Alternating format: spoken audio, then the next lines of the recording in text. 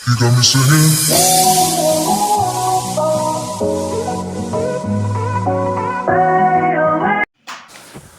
আজ আমার শাশুড়ি মায়ের ৮ বছরের মৃত্যুবার্ষিকী, তো সেই নিয়ে আজকে ব্লগটা।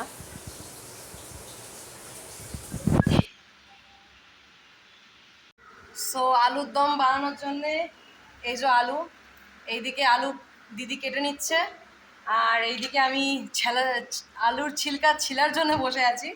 তো আমাদের টাস্ক হচ্ছে আমি আলু ছিলবো আর দিদি এইদিকে আলু কাটবে। এখানে প্রায় 9 থেকে 10 কেজি আলু আছে, আর এখানে আমরা সব আমার যারা মিলে আমরা এখানে আলুগুলো ছিলে কেটে নিচ্ছি আলুর দম বানানোর জন্যে। তো যেহেতু মোটামুটি 100 জনের ইনভিটেশন ছিল, তাই জন্যে আমরা ডিসাইড করলাম যে সবাই মিলেই তাহলে একসাথে ঘরেই আমরা খাবার টাবারগুলো বানিয়ে নিই।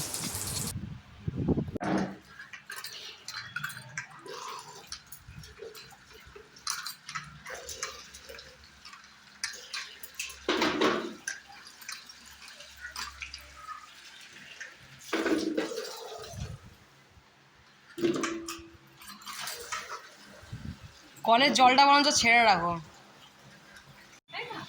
এখন যদি আমাকে ঘুম থেকে উঠে স্নান করাই না খিচড়ে যাবে, খাবেও না, কিচ্ছু করবে না।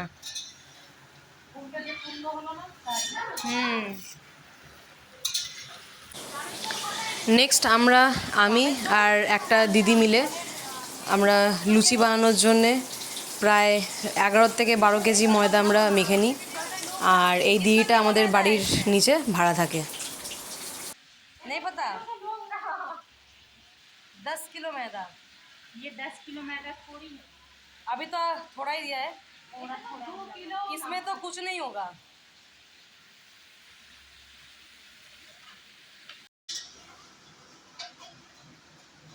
अच्छा, और क्या बोल रहा था आपको पूछ लेना था, उधर पूरा सामने जाके वो क्या क्या लगेगा। যেহেতু আমার যা মানে এই দিদির হাতে রান্না সত্যি খুব অসাধারণ, তাই জন্যে আলুর দমটা বানাতে আমরা এই দিদিকেই দায়িত্ব দিয়েছি। गए थे ओसी साहब के पास, क्या बोले। এমনি কানের সময় কানে বাজে পুরো ভালো মতন। এইদিকে দু ভাই মিলে সব প্যাকেটগুলো বানিয়ে নিয়েছে এগুলোর মধ্যে পার্সেল দেওয়ার জন্যে, আর বানানোর পর বেচারাদের এই গরমের অবস্থা দেখতেই পাচ্ছ তোমরা, একদম বিচ্ছিরিভাবে দুজনেই হাঁপিয়ে গেছে।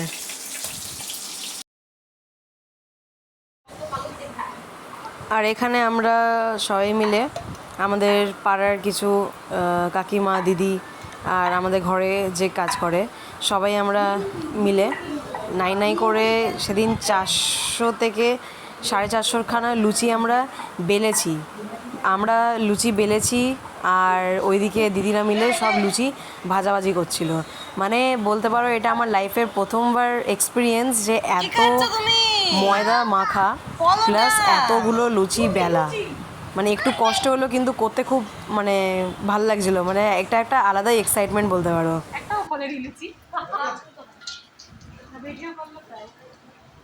লুচি ফুলবে না, আজকে আটার অবস্থা দুরবস্থা হয়ে গেছে। লুচি যে হচ্ছে এই অনেক।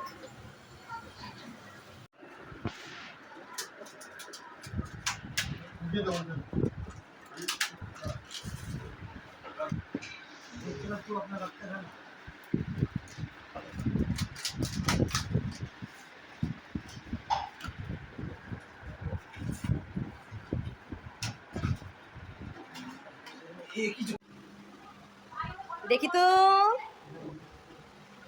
এইদিকে কি করছে, আরে কি করছে, বসবো তো মা, এদিকে তাকাও তো। যেহেতু প্রত্যেক বছরই আমরা কীর্তন দিই, তাই জন্য এখানে দেখতেই পাচ্ছ কীর্তনের দল এসে রেডি হয়ে গেছে আর এখানে একটু সাজিয়ে নিচ্ছে। আর এই কীর্তনের দল এত সুন্দর, মানে বেসিক্যালি আমি কীর্তন শুনি না, কিন্তু এনাদের কীর্তনটা সত্যি আমার খুব ভাল লাগে। মানে এত সুন্দরভাবে এরা করে, পারফরমেন্সটা দেয়, সত্যি আমার খুব মানে আমি খুব এনজয় করি।